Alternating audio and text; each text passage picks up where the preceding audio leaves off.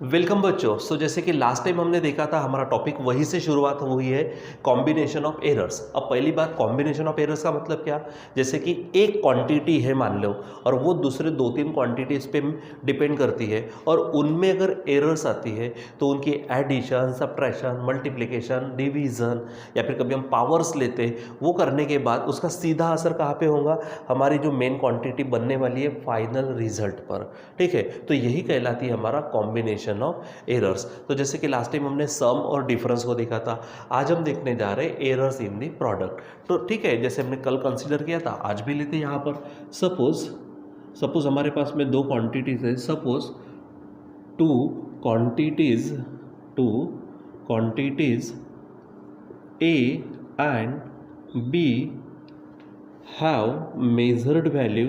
समझो इनकी measured value है, यानी हमने जो ऑब्जर्व किया है, मेजरमेंट लिया है उसका। ठीक है, तो measured values A plus minus delta A है, एंड बी की मेजर्ड वैल्यू है B plus minus delta B. Where यहाँ पर जो हमारे पास में है, देखो सिर्फ ए और बी मेजर करते तो उसमें एरर नहीं है, ऐसा समझ के चलते हैं। लेकिन यहाँ पे plus minus delta A plus minus delta B ये है, ये हमारे ए और बी में एरर्स है। वेयर क्या कहेंगे हम? Delta A and delta B are the errors. आप इसको एरर्स बोलो या फिर आप इसको परमिसिबल एरर्स बोल सकते हैं। ठीक है, परमिसिबल एरर्स हो सकती है, आप उसको एब्सोल्यूट एरर बोल सकते हैं, आप उसको रिलेटिव एरर बोल सकते हैं, जो भी एरर निर्माण हो सकती है। ठीक है, are the permissible errors in A and B respectively. ठीक है, रिस्पेक्टिवली इसका मतलब क्या है कि डेल्टा ए में और डेल्टा बी में एरर है। ठीक है, ये देखो। अब उसके बाद में हमको क्या करना है? फाइनल रिजल्ट जो होगा, ठीक है, तो उसमें रिजल्ट क्या करना है? एरर देखना है। ठीक है, सपोज तो क्या बोलेंगे? We have to find. ठीक है, we have to find the error. आप उसको परमिसिबल बोल सकते हो, परमिसिबल एरर। उसको मैं नाम दे देता हूँ डेल्टा जेड। ठीक है, क्या बोलेंगे हम? We have to find the permissible error delta Z in the product या फिर इन देयर प्रोडक्ट। ठीक है, यानी ए और बी का अगर हम प्रोडक्ट करते हैं तो प्रोडक्ट में हमारे पास में कौन सी और कितनी परमिसिबल एरर होगी। अब परमिसिबल मतलब जो भी मिलेंगी वो। ठीक है, जैसे भी जितनी भी हमने सिस्टमेटिक रैंडम एरर्स देखे, उसमें से कोई अगर एरर होती है तो वो, जिसको हम परमिसिबल एरर बोलेंगे। फिर उसके टाइप्स में हमने देखा absolute error, relative error, percentage error, इसमें से कोई भी। ठीक है, तो वो परमिसिबल एरर। सो नाउ अब हमारे पास है कि z is equal to A into B है। ठीक है, यानी z हमारा प्रोडक्ट समझो, फाइनल क्वांटिटी समझो, और वो किस पे डिपेंड करती है? ए और बी और उनके प्रोडक्ट पर। ठीक है, अब इसमें हम एरर मिक्स करते हैं, तो z में एरर कौन सी है? समझो डेल्टा z, यानी क्या हो जाएगा? z plus delta z plus minus. ठीक है, अब ए में मिक्स करेंगे उसकी एरर, तो a plus minus delta A into. ठीक है, तो आप क्या है, क्योंकि मल्टीप्लिकेशन लेना है तो ब्रैकेट का इस्तेमाल करिए। ठीक है, बी में जो एरर है वो समझो क्या है? Plus minus delta B. इस तरह से हमने काम कर लिया। ठीक, चलो इसको सॉल्व करना शुरू कर देते हैं। तो पहले तो हमारे पास है कि z plus minus delta z, आप मल्टीप्लाई करो। सो a से पहले मल्टीप्लाई करेंगे। ठीक है, सो a इंटू बी, ये बन जाएगा ए बी। ठीक है, उसके बाद प्लस माइनस यहाँ पर a इंटू डेल्टा बी, क्या होगा? a into delta B. ठीक है, फिर ये हमारे पास में है प्लस माइनस, क्या होगा? Delta A into B. फिर प्लस माइनस हमारे पास है delta A into delta B, ऐसा हो जाएगा। ठीक है, अच्छा ये आपको ये मालूम है कि z, यहाँ पर मैं z रखूँ तो z की वैल्यू क्या है? हमारे पास में ए बी है। अब दोनों तरफ से ए बी क्या हो जाएगा? कैंसल। सो इधर बचेगा क्या हमारे पास में? Plus minus delta z is equal to A B भी कैंसल, तो इधर बचा क्या है? a। ठीक है, यहाँ पे आप प्लस माइनस दे दीजिए।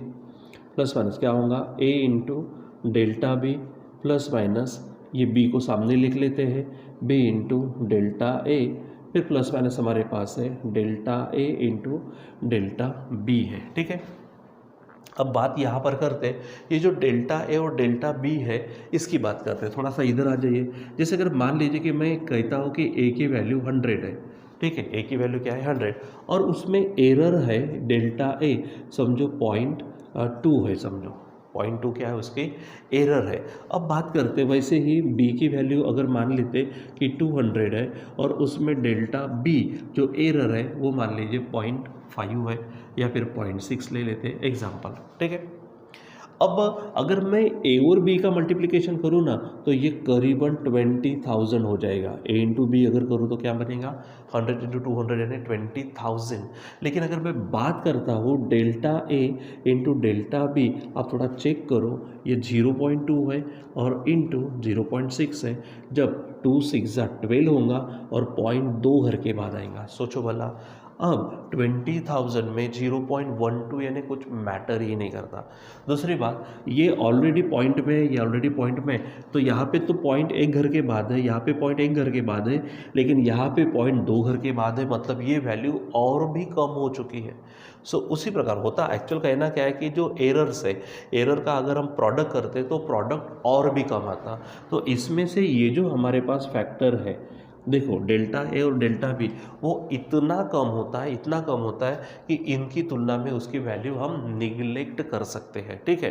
यानी हम लिखेंगे भी क्या कि as delta A into delta B is very small so can be neglected. हम उसको क्या कर सकते हैं, निगलेक्ट कर सकते हैं, ठीक है। निगलेक्ट कर देंगे मतलब निकाल देंगे।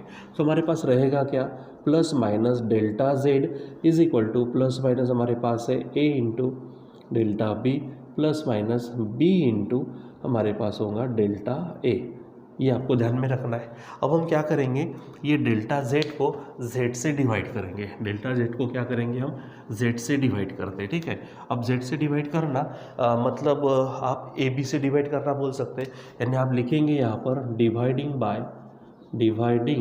बाय ए इंटू बी, तो क्या हो जाएगा, देखो डेल्टा जेड, यहाँ पर क्या होगा delta Z divided by A B. आगे आप देखो यहाँ पर अगर मैं देखो, हाँ यहाँ पे देखो, जब मैं इसको ए बी इसको डिवाइड करूँ ए बी से, एक काम करते करके ही मैं बता देता हूँ, A into delta B upon A B plus minus B into delta A upon यहाँ पर है ए बी, ठीक है। सो ये आपको ध्यान में रखो।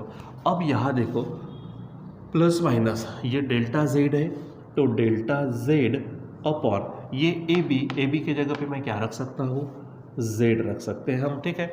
यहाँ पर आप देखो ये प्लस माइनस यहाँ ए कैंसिल होगा तो बचेगा delta B upon B plus minus यहाँ बी कैंसिल होगा तो बचेगा डेल्टा ए अपॉन ए, ठीक है। लास्ट टाइम की बात है बच्चों, जैसे हमने देखा था ये जो जेड होता ना, ये जेड हमारी क्या होती है, या तो एक्चुअल वैल्यू बोलो या फिर एक्चुअल वैल्यू निकालते कैसे, जब कभी भी आप कोई एक्सपेरिमेंट करेंगे उसकी एक्चुअल वैल्यू निकालना है तो सबसे स्टार्टिंग में ही मैंने आपसे कहा था कि आप उसकी 4-5 वैल्यू निकालेंगे और उसकी मीन निकालेंगे, ठीक है। यानी z निकालना है तो आप z1 z2 z3 ऐसा निकालेंगे और उसका क्या करेंगे, मीन निकालेंगे।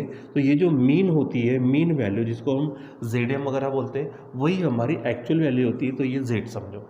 रही बात डेल्टा जेड की, तो डेल्टा जेड आपको मालूम है डेल्टा जेड क्या है, मीन एब्सोल्यूट वैल्यू होती है। तो मीन एब्सोल्यूट वैल्यू, ठीक है, और नीचे में एक्चुअल वैल्यू यानी वो भी मीन वैल्यू। इसी को हमने नाम दिया था रिलेटिव एरर, ठीक है। इसी को क्या नाम दिया था हमने, रिलेटिव एरर, ठीक है। सो ये रिलेटिव एरर है। लास्ट टाइम में हमने यूज़ किया था शब्द एब्सोल्यूट एरर, यहाँ पे हम यूज़ करते हैं क्या बोलेंगे हम, रिलेटिव एरर। अब इधर में हमारे पास में 4 पॉसिबिलिटीज़ बनती है। आपको मालूम है प्लस प्लस वाला होगा, प्लस माइनस वाला होगा, माइनस प्लस वाला होगा, माइनस माइनस वाला। और उसमें हमने कल ही एक्सप्लेन मतलब लास्ट टाइम में एक्सप्लेन किया था कि दोनों वैल्यूज़ अगर प्लस प्लस है तो वो मैक्सिमम हो जाती है, ठीक है। सो यहाँ पर मैक्सिमम क्या बोलेंगे, हियर क्या बोलेंगे, मैक्सिमम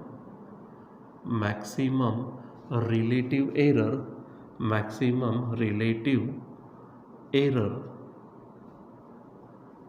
कौन सी, डेल्टा जेड बाय जेड, ठीक है, इज गिवन बाय, ठीक है। तो इसमें से क्या होंगे, प्लस प्लस प्लस वाले, दोनों वैल्यू प्लस प्लस वाले। सो तो क्या बोलेंगे यहाँ पर, ऐसा सिंपल लिखते हैं, ठीक है, कि here maximum relative error is, यहीं पे शब्द डाल देते और इसी को कंटिन्यू करते।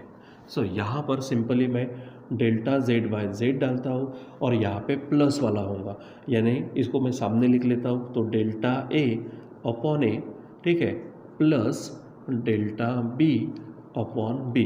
तो ये जो है ये रिलेटिव एरर है, ठीक है। और इसमें से देखो, मैंने कहा फिर से 4 पॉसिबल वैल्यूज़ है, plus plus minus minus plus minus minus plus. तो सबसे ज़्यादा कौन सी रहने वाली है, प्लस प्लस वाली। स्टार्टिंग में प्लस नहीं लिखा तो भी चल जाता, यानी क्या कहेंगे, here maximum relative error is delta Z by Z is equal to, ये होगी प्लस प्लस वाली। इसका मतलब अगर आप यहाँ पे कोशंट लेते हो तो कोशंट के लिए भी यही आंसर आता है, ठीक है। अब कोशंट का मतलब डिवीज़न, ठीक है, यानी क्या बोलेंगे हम यहाँ पे, फॉर डिवीज़न, ठीक है, फॉर डिवीज़न यहाँ पे लिखेंगे हम, this formula is also applicable for division of A and B. अगर आप इसको ए एंड बी को सॉल्व करेंगे तो उसके लिए भी सॉल्व करना पड़ता है, इसी तरह की प्रोसेस है, बार बार करने में कोई मतलब नहीं है। तो इसी प्रकार से वहाँ पे भी आंसर आता, जैसे हमने सम और डिफरेंस में देखा था, यानी एडिशन में और सब्ट्रैक्शन में दोनों को हमने अलग अलग सॉल्व किया, फिर भी आखिरी में आंसर वैसे ही आया था, दोनों का सेम। तो प्रोडक्ट का और डिवीज़न का आंसर दोनों सेम आता, ठीक है। और फाइनली यहाँ पे बोलेंगे 10, क्या बोलेंगे कि when two quantities are multiplied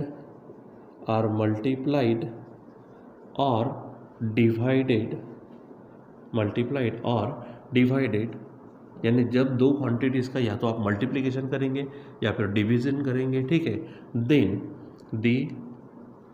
then the permissible error बोलो या फिर relative error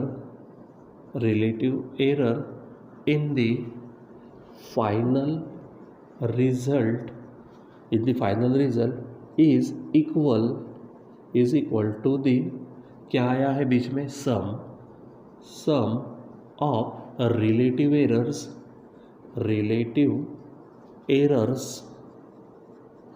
in each quantity, या तो in each quantity बोलो या फिर in इंडिविजुअल क्वांटिटीज़ बोलो, ठीक है। यानी हमारे पास एरर इन प्रोडक्ट, ठीक है, यहाँ पे ही मैं हेडिंग डाल देता हूँ, एरर इन प्रोडक्ट या फिर डिवीज़न, ठीक है, यानी कंबाइन हो जाएगा यहाँ पर, ठीक है। तो कॉम्बिनेशन ऑफ एरर्स में आज हमने देखा एरर इन प्रोडक्ट या फिर डिवीज़न। तो डिवीज़न रहेगी, प्रोडक्ट रहे हमारे पास, एरर हमारे पास में सेम रहेगी।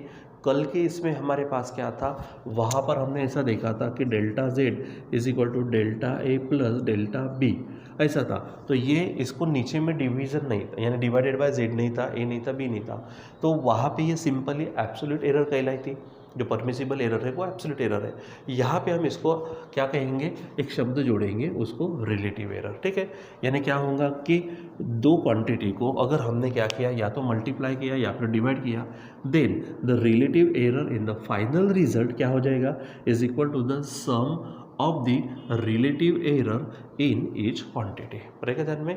अब हमारा एक छोटा सा और एक टॉपिक बाकी है कॉम्बिनेशन ऑफ एरर्स में, that is error in the powers, ठीक है। तो वो हम क्या करेंगे इसके बाद में देखेंगे, ठीक है बच्चों। तो आज के लिए बस इतना ही, बाकी का कंटिन्यू करेंगे बाद में। Till then